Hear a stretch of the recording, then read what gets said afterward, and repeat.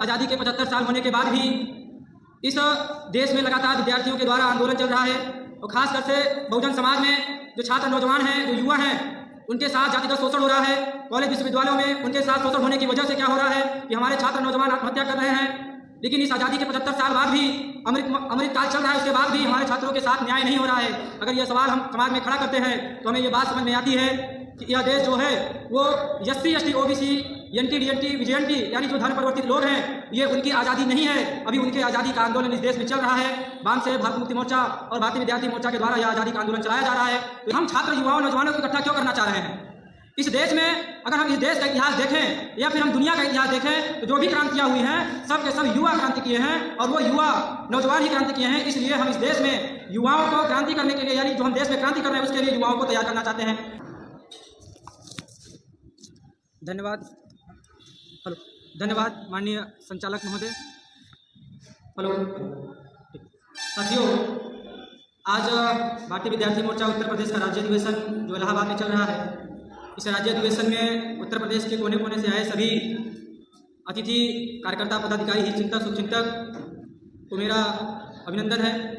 साथियों, आज के इस राज्य अधिवेशन में हैंडबिल आप लोगों ने पढ़ा होगा कि इस राज्य अधिवेशन में विषय आधारित हम लोग चर्चा कर रहे हैं और हम लोगों को यह बात जानने की ज़रूरत है कि आज आज़ादी के 75 साल होने के बाद भी इस देश में लगातार विद्यार्थियों के द्वारा आंदोलन चल रहा है और ख़ासकर से बहुजन समाज में जो छात्र नौजवान हैं, जो युवा हैं, उनके साथ जातिगत शोषण हो रहा है।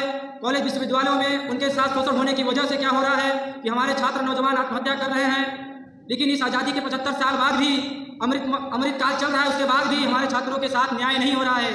अगर यह सवाल हम समाज में खड़ा करते हैं तो हमें ये बात समझ में आती है कि यह देश जो है वो SC ST OBC NT DNT VJNT यानी जो धर्म परिवर्तित लोग हैं, ये उनकी आज़ादी नहीं है। अभी उनके आज़ादी का आंदोलन इस देश में चल रहा है।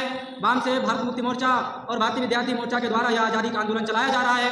तो यह जो आज़ादी का आंदोलन है, उसी आज़ादी के आंदोलन के तहत उत्तर प्रदेश में आज 11वां राज्य अधिवेशन लगा हुआ है, जहाँ पे आज सभी लोग उपस्थित हैं। तो साथियों, हम सबको यह बात जानने की ज़रूरत है कि हम छात्र युवाओं नौजवानों को इकट्ठा क्यों करना चाह रहे हैं।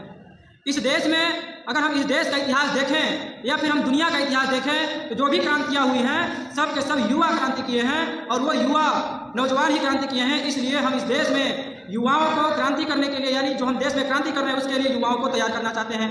तो इस देश में हम कौन सा क्रांति करना चाहते हैं? साथियों, इस देश में हम बहुजन समाज के लिए सामाजिक, आर्थिक और शैक्षणिक क्रांति, जो ये समाज व्यवस्था है उसकी क्रांति करना चाहता है। तो इस क्रांति के लिए हम सभी लोगों को दो बात जानने की ज़रूरत है। यह जो समाज है, यह समाज में दो प्रकार की समाज चलता है। एक होता है राज व्यवस्था, एक होता है शासन व्यवस्था।